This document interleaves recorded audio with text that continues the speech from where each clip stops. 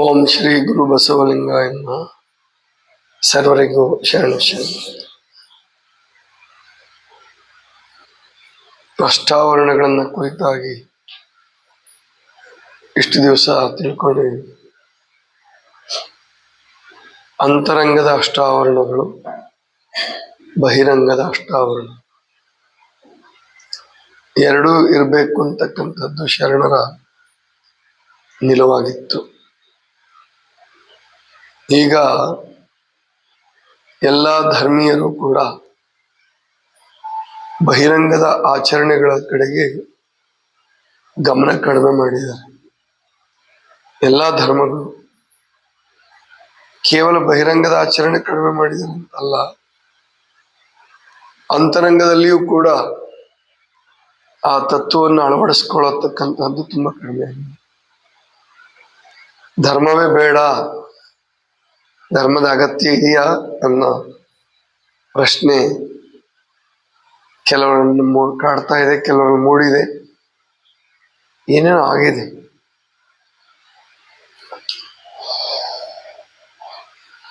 ಆದರೆ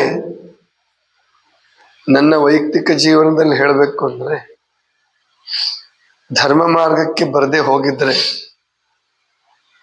ಪ್ರಾಯಶಃ ಇಷ್ಟು ದಿವಸ ನಾನು ಜೀವಂತ ಬದುಕ್ತಿದ್ನೋ ಏನೋ ಗೊತ್ತಿಲ್ಲ.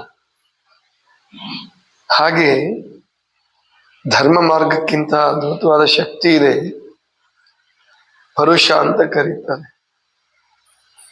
ಅಂದ್ರೆ ಪರುಷದ ಕಲ್ಪನೆ ಮಾಡಿದ್ದಾರೆ ಭಾರತೀಯರು. ಕಬ್ಬಿಣವನ್ನ ಮುಟ್ಟಿ ಬಂಗಾರವನ್ನಾಗಿ ಮಾಡುವ ಶಕ್ತಿ ಪರುಷಮಣಿಗಿದೆ ಅಂತ ಹೇಳ್ತಾರೆ. ಹಾಗೆ ಧರ್ಮ ತತ್ವಗಳು ಅವುಗಳನ್ನ ಸರಿಯಾಗಿ ಪಾಲನೆ ಮಾಡ್ತಕ್ಕಂಥವರಿಗೆ ಹೊಸ ಜೀವನವನ್ನ ಕೊಟ್ಬಿಡುತ್ತೆ. ಉದಾಹರಣೆಗೆ ಲಿಂಗ, ವಿಭೂತಿ, ರುದ್ರಾಕ್ಷಿ ಇವೆಲ್ಲ ಅಷ್ಟಾವರಣದಲ್ಲಿ ಬರ್ತವೆ. ಇವನ್ನು ಅಳವಡಿಸ್ಕೊಂಡಿದ್ದೀವಿ. ಇದರ ಪರಿಣಾಮವಾಗಿ ಬಹಿರಂಗದ ಅಷ್ಟಾವರಣಗಳ ಅವಕ್ಕೆ ಅರ್ಥ ಬರಬೇಕು ಅಂದ್ರೆ ಅಂತರಂಗದ ಅಷ್ಟಾವರಣಗಳನ್ನು ಕೂಡ ಅಳವಡಿಸ್ಕೋಬೇಕು. ಗುರುವಿನ ಬಹಿರಂಗದಲ್ಲಿ ಗುರುಗಳಿಗೆ ನಾವು ನಮಸ್ಕಾರ ಮಾಡ್ತೀವಿ, ಗುರುಗಳ ಆಶೀರ್ವಾದ ಪಡಿತೀವಿ. ಅಂತರಂಗದಲ್ಲಿ ಅರಿವು. ಯಾವುದೇ ಕೆಲಸ ಮಾಡಬೇಕಾದ್ರೂ ಕೂಡ ಇದು ಒಳ್ಳೇದ ಕೆಟ್ಟದ್ದ, ಇದನ್ನ ಮಾಡ್ಬೇಕಾ ಬೇಡವಾ, ಇದು ಈಗ ಅಗತ್ಯ ಇದೆಯಾ ಇಲ್ವಾ, ಈ ಒಂದು ವಿವೇಕ ಅಥವಾ ಅರಿವು ಜಾಗೃತ ಆಗುತ್ತಲ್ಲ, ಅದೇ ಅಂತರಂಗದ ಅಷ್ಟಾವರಣ. ಲಿಂಗ, ಇಷ್ಟಲಿಂಗವನ್ನ ಧರಿಸಿ ಪೂಜೆ ಮಾಡ್ತಕ್ಕಂಥದ್ದು ಬಹಿರಂಗದ ಅಷ್ಟಾವರಣ. ಅಂದ್ರೆ ಅಂತರಂಗದಲ್ಲಿ ಪ್ರಾಣವನ್ನ ಊರ್ಧ್ವಮುಖಗೊಳಿಸೋದಕ್ಕೆ ಪ್ರಯತ್ನ ಮಾಡಿ. ಪ್ರಾಣದ ಗುಣನೇ ಅದು. ಕರ್ಮಕ್ಕನುಸಾರವಾಗಿ ಅಧೋಮುಖ ಪ್ರವೃತ್ತಿ, ಊರ್ಧ್ವಮುಖ ಪ್ರವೃತ್ತಿ ಎರಡೂ ಪ್ರಾಣಕ್ಕಿರುತ್ತೆ. ಅದು ಆಮೇಲೆ ಶರೀರದಲ್ಲಿ ಆರೋಗ್ಯ ಕೆಟ್ಟಾಗ, ಶರೀರದಲ್ಲಿ ಜಾಸ್ತಿ ಕೊಳೆ ಸಂಗ್ರಹ ಆದಾಗ ಪ್ರಾಣಗುಣಗಳು ಜಾಸ್ತಿ ಆಗ್ತವೆ. ಅಂದ್ರೆ ಕೆಳಮುಖವಾಗಿ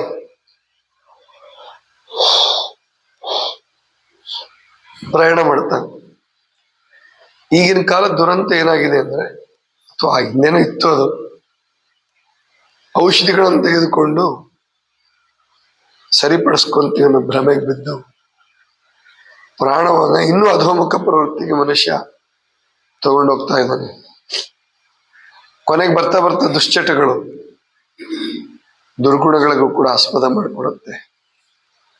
ಅದಕ್ಕೆ ಅವಕಾಶ ಆಗ್ಬಾರ್ದು ಅಂತಿದ್ರೆ ಪ್ರಾಣಗುಣಗಳನ್ನ ಉದಾತ್ತೀಕರಣ ಮಾಡ್ತಕ್ಕಂಥದ್ದು. ಆರೋಗ್ಯ ಕೆಟ್ಟಾಗ ಔಷಧಿ ರಹಿತವಾಗಿ, ಡ್ರಗ್ಸ್ ಲೆಸ್, ಯಾವುದೇ ಡ್ರಗ್ಸ್ ತಗೊಳ್ಳದೆ ಇದ್ರೆ ನಮಗೆ ಹಸಿವು ಆಗೋದಿಲ್ಲ, ಅಥವಾ ತಿನ್ಬೇಕು ಅನ್ನುವ ಬೈಕಿ ಕಡಿಮೆ ಹಾಕುವಂತ ಒಂದೇ ವ್ರತ ಇಟ್ಕೊಂಡಿದ್ದೀನಿ ನಾನು. ಅದು ನಮಗೆ ಸರಿಯಾಗಿ ಗೈಡ್ ಮಾಡುತ್ತೆ. ಏನಂದ್ರೆ ಕಾಯಿಲೆ ಬರಲಿ, ಕಡೆ ವಿಶ್ರಾಂತಿ ತಗೊಳ್ಳೋ ಪ್ರಸಂಗ ಬಂದ ತಗೊಳ್ಳೋಣ, ಆಹಾರ ಪದ್ಧತಿ ಬದಲಾವಣೆ ಮಾಡೋಣ, ಉಪವಾಸ ಮಾಡೋಣ, ಆದರೆ ಔಷಧಿ ಮಾತ್ರೆಗೆ ಹೋಗೋದು ಬೇಡ. ಸುಮಾರು 26, 27 ಅಥವಾ ಇನ್ನೂ ಜಾಸ್ತಿ ವರ್ಷಗಳೇ ಆಗಿರ್ಬೋದು, ಜ್ವರಕ್ಕಾಗಿ ನಾನು ಯಾವ ಮಾತ್ರೆ ತಗೊಂಡಿಲ್ಲ. ಕೆಮ್ಮಿಗಾಗಿ ಎಲ್ಲ ಪ್ರವಚನ ಮಾಡುವಾಗ ಆವಾಗ 97, 98ರಲ್ಲಿ ಒಣ ಕೆಮ್ಮು ಬಂದಿತ್ತು ನನಗೆ. ಅವಾಗಿನ್ನೂ ಪ್ರಕೃತಿ ಚಿಕಿತ್ಸೆ ಗೊತ್ತಿರಲಿಲ್ಲ. ಆಗೆಲ್ಲ 1, 2, 3, 4 ಮಾತ್ರೆಗಳು ನುಂಗಿರ್ಬಹುದು. ಅಷ್ಟು ಬಿಟ್ರೆ ಅಲ್ಲಿಂದ ಇಲ್ಲಿ ತನಕ ಉಪವಾಸ ಪದ್ಧತಿ ಶುರುವಾದ್ಮೇಲೆ ಜ್ವರ, ತಲೆನೋವು, ನೆಗಡಿ, ಕೆಮ್ಮು, ಬೇದಿ ಯಾವುದಕ್ಕೂ ಕೂಡ ಮಾತ್ರೆ ತಗೊಂಡಿಲ್ಲ. ಇದು ನಮ್ಮ ಸ್ವಭಾವವನ್ನು ಕೂಡ ಬದಲಾವಣೆ ಮಾಡಬಹುದು. ಪ್ರಾಣಗುಣಗಳು ಅಂದ್ರೆ ಪ್ರಾಣದ ಶಕ್ತಿ ಊರ್ಧ್ವಮುಖವಾಗಿ ಹರಿದಾಗ ಅದು ನಮ್ಮ ಸ್ವಭಾವದಲ್ಲಿ ಬಹಳಷ್ಟು ಬದಲಾವಣೆ ತರುತ್ತೆ. ಇದೇ ಪ್ರಾಣಲಿಂಗ. ಒಳಗಡೆ ಪ್ರಾಣಲಿಂಗ, ಹೊರಗಡೆ ಇಷ್ಟಲಿಂಗ. ಇನ್ನು ಜಂಗಮ.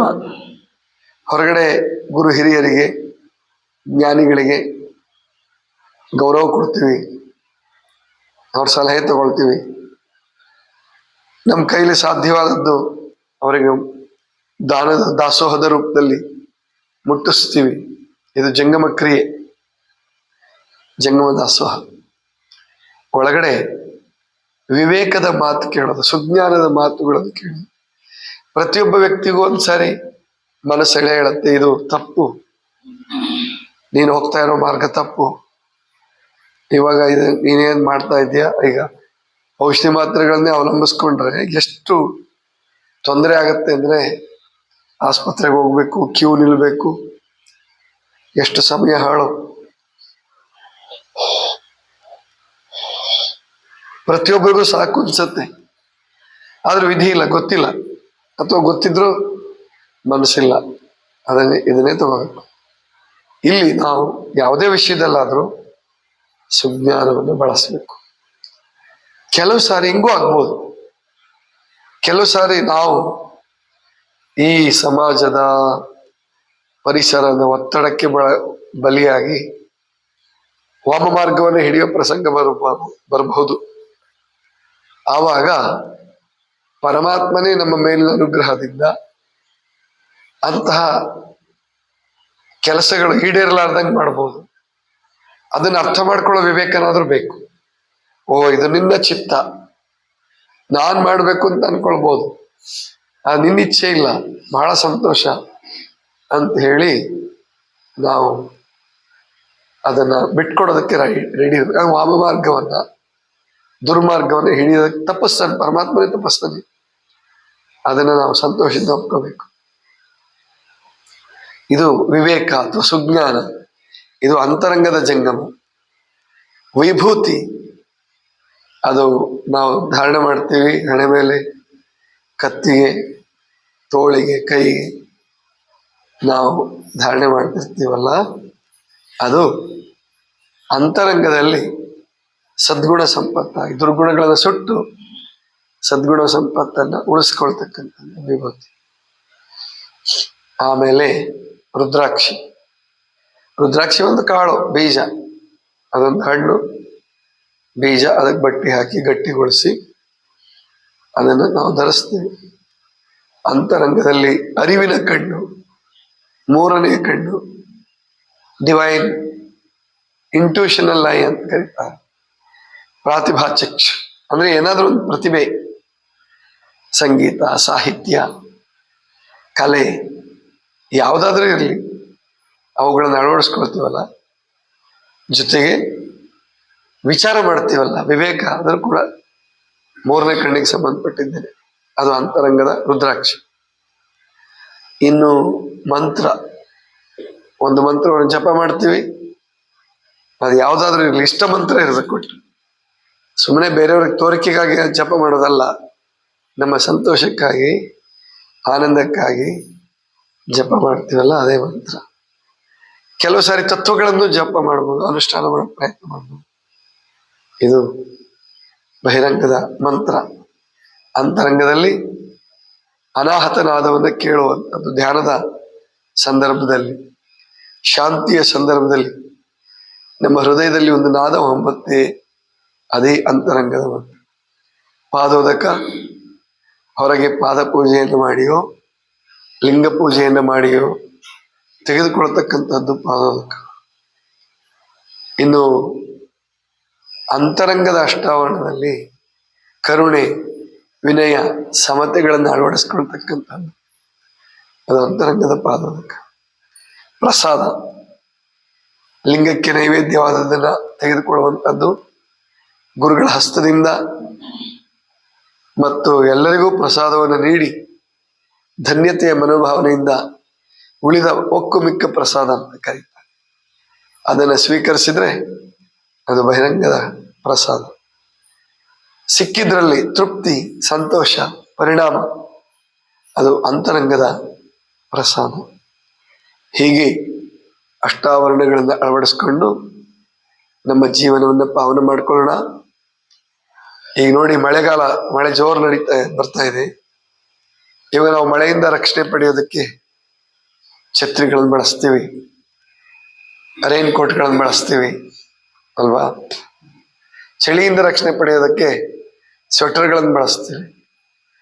ಬೇಸಿಗೆಯಿಂದ ರಕ್ಷಣೆ ಪಡೆಯೋದಕ್ಕೆ ಶುದ್ಧವಾದ ಗಾಳಿ, ಮರಗಿಡಗಳ ಕೆಳಗೆ ಕುತ್ಕೊಂತೀವಿ, ಫ್ಯಾನ್ ಹಾಕ್ಕೊಂತೀವಿ, ತೆಳ್ಳನೆಯ ಕಾಟನ್ ಬಟ್ಟೆಗಳನ್ನು ಧರಿಸ್ತೀವಿ. ಹೀಗೆ 3 ಕಾಲಗಳಲ್ಲಿ ನಾವು ಹೇಗೆ 3 ರೀತಿಯ ಆವರಣಗಳನ್ನು, ಬಟ್ಟೆಗಳನ್ನು ಧರಿಸ್ತೀವೋ ಹಾಗೆ ತಾಪತ್ರಯಗಳು ಅಧಿಭೌತಿಕ, ಅಧಿದೈವಿಕ, ಆಧ್ಯಾತ್ಮಿಕ ಈ ತಾಪಗಳನ್ನು ಗೆಲ್ಲುವುದಕ್ಕಾಗಿ ಅಷ್ಟಾವರಣಗಳನ್ನು ಧರಿಸ್ಬೇಕು ಅಂತೇಳಿ ಶರಣರು ಹೇಳ್ತಾರೆ. ಇದಿಷ್ಟು ಇವತ್ತಿನ ಚಿಂತನ.